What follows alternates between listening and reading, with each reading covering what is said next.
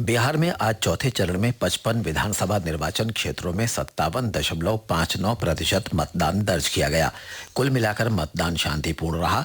राज्य के मुख्य निर्वाचन अधिकारी अजय नाइक ने कहा कि पिछले विधानसभा चुनाव की तुलना में 3% अधिक मतदान दर्ज किया गया।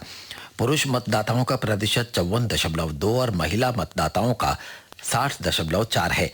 पूर्वी चंपारण में सबसे अधिक 59.96, पश्चिमी चंपारण में 59.17% मतदान हुआ। शिवहर में 56.05, सीतामढ़ी में 56.09, मुजफ्फरपुर में 56.83, गोपालगंज में 58.90 और सीवान में 54.31% मतदान दर्ज किया गया। अतिरिक्त मुख्य निर्वाचन अधिकारी आर लक्ष्मणन ने कहा कि शिवहर जिले के मतदान नंबर 50 बूथ पर पुलिस और मतदाताओं के बीच झड़प के बारे में जिला मजिस्ट्रेट से रिपोर्ट देने को कहा गया है।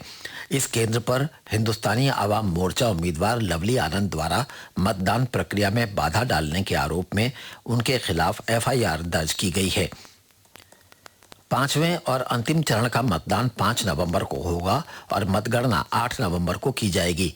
आज के मतदान के बाद 57 महिलाओं समेत 776 उम्मीदवारों का राजनीतिक भाग्य इलेक्ट्रॉनिक वोटिंग मशीन में बंद हो गया है।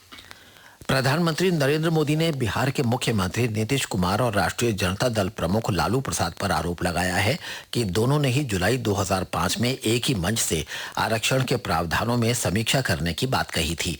आज कटिहार में एक चुनावी सभा में श्री मोदी ने कहा कि हिंदू और मुसलमान दोनों को आपस में लड़ने की बजाय गरीबी उन्मूलन के लिए मिलकर संघर्ष करना चाहिए। मुख्यमंत्री नीतीश कुमार और राष्ट्रीय जनता दल अध्यक्ष लालू प्रसाद महागठबंधन के समर्थन में चुनावी सभाओं को संबोधित कर रहे हैं। अन्य पार्टियों के नेता भी जनसभाएं कर रहे हैं।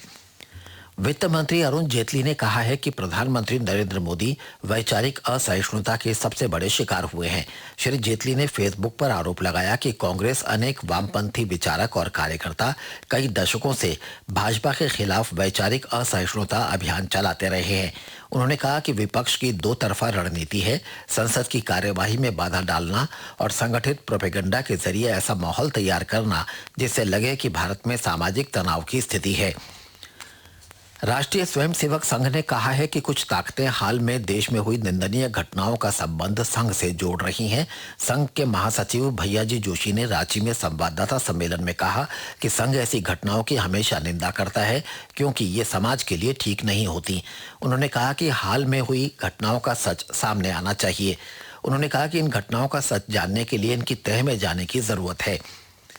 साहित्य अकादमी पुरस्कार लौटाने वाले लेखकों समेत 41 साहित्यकारों ने आज अकादमी को पत्र लिखकर अपील की है कि आपात बैठक में पारित संकल्प पर आगे कार्रवाई करते हुए स्थिति से निपटने के लिए सशक्त, मानवीय और जोरदार ढंग से प्रतिक्रिया व्यक्त करें। लेखकों ने कहा कि यह प्रस्ताव पहले आना चाहिए था और अकादमी को इस पर फिर से विचार करना चाहिए कि भारत के सभी लेखकों की और देश के नागरिकों का कैसे सच्चे अर्थों में सहयोग किया जा सकता है। मेघालय के मुख्यमंत्री मुकुल संगमा ने आज नई दिल्ली में गृह मंत्री राजनाथ सिंह से भेंट करके विभिन्न मुद्दों पर चर्चा की। बैठक के दौरान श्री संगमा ने राज्य की कानून व्यवस्था की स्थिति, खासकर गारो हिल्स क्षेत्र में विद्रोही गतिविधियों को रोकने के लिए उठाए गए कदमों की जानकारी दी। उत्तर प्रदेश में कड़ी सुरक्षा के बीच जिला पंचायत और ब्लॉक पंचायत चुनावों की मतगणना 819 ब्लॉक मुख्यालयों में जारी है। आज देर रात तक अधिकांश परिणामों की घोषणा होने की आशा है। राज्य चुनाव कार्यालय के अनुसार अब तक 77,000 में से 576 ब्लॉक पंचायत सदस्यों के चुनाव परिणाम घोषित किए जा चुके हैं। दक्षिण भारत के कई हिस्सों में आज भारी वर्षा हो रही है। मौसम विभाग ने कल और वर्षा की संभावना व्यक्त की है। आंध्र प्रदेश और तमिलनाडु के कुछ हिस्सों में पिछले 24 घंटों में भारी वर्षा हुई है।